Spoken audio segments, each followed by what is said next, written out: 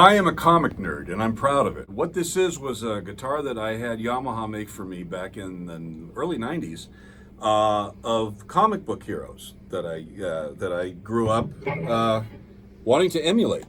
And we have Ant-Man, we have Iron Man, Spider-Man, Nick Fury, Black Panther. I had Black Panther on there before it was cool to have Black Panther. Everybody goes, "Who's Black Panther?"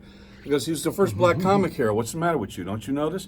Now he's on here. Well, he's been on here. Thor, Captain America, Human Torch, Hulk, Submariner, Silver Surfer, Doc Strange, and Daredevil. So, nice. And I've also got Pitt on the back here from the Image Comics. Dale Keown. And then the stuff here, if you can see what this is, these are the things that you used to send away for on the front comic. We have up here at the top, surprise package, onion gum, throw your voice, joy buzzer, hypno coin.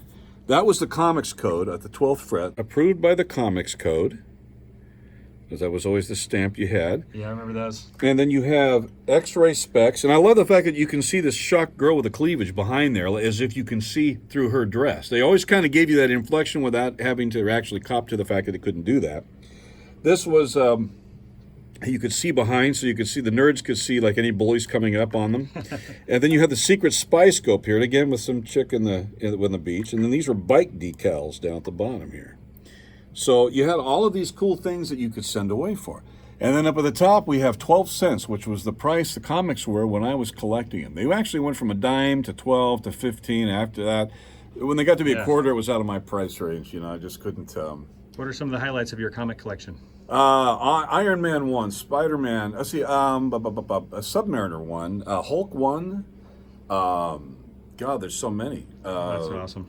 Yeah, I've got all the John Buscema stuff that he did for, and Jim Steranko for Nick Fury, Agent of S.H.I.E.L.D.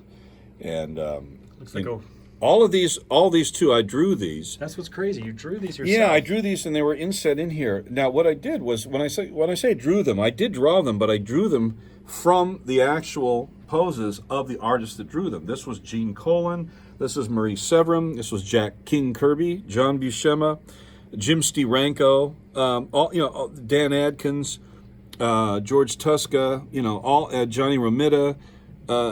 All of these were the artists that made the characters famous, and so I had a tribute for them. I drew them exactly as they rendered them at those poses. So, and then did you draw them just by freehand, or did you project them or anything? Well, no, I didn't project them. I had the comic here, and I would sketch it out, and then fill it in and do that. They look perfect. Yeah, well, this was a tribute to my.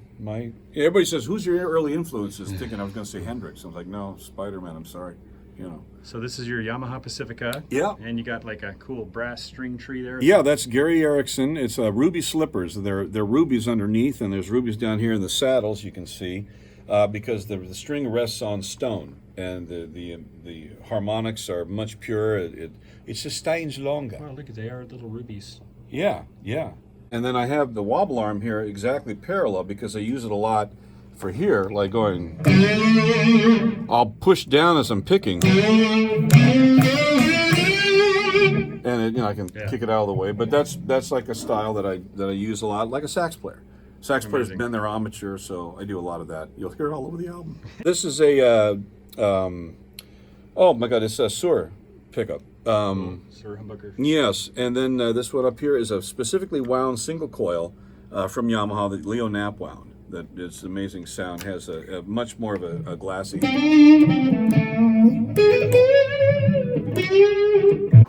Now, did you want to show us your Firebird guitar, the special? Yes, this is the only left-handed Firebird Gibson ever made. It's a 1964 Firebird 5. And it was made, obviously, in 1964 by Gibson for a gentleman in the Rondells as a graduation present before joining the actual band. And I had to pay a handsome fee for it. They actually flew it out from Houston in its own airline seat and delivered it to the door. So it's the only guitar that actually has frequent flyer miles. They are fragile, these kind of headstocks. Oh yeah, they often will break. Yeah, the banjo. All the banjo tuners sticking out. Yeah, the banjo tuners. Yeah. Yep. But even Paul McCartney doesn't have one of these. He keeps calling, I keep refusing his calls. You know, he's camped out a few times. Yeah, Tries to get me out by singing a medley of Beatle tunes. But boy, does this thing sing. And it's so nice because there's so, look how much clearance there is all the way up here.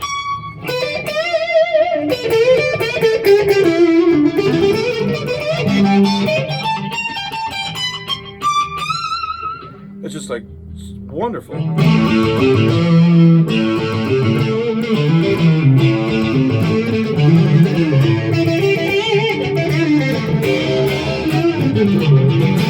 So it's great. You can play any Johnny Winter song on this and it sounds official. Awesome. So yeah, so that's it. 1964 Firebird 5. Thank you so much, Mark. All right. Thanks for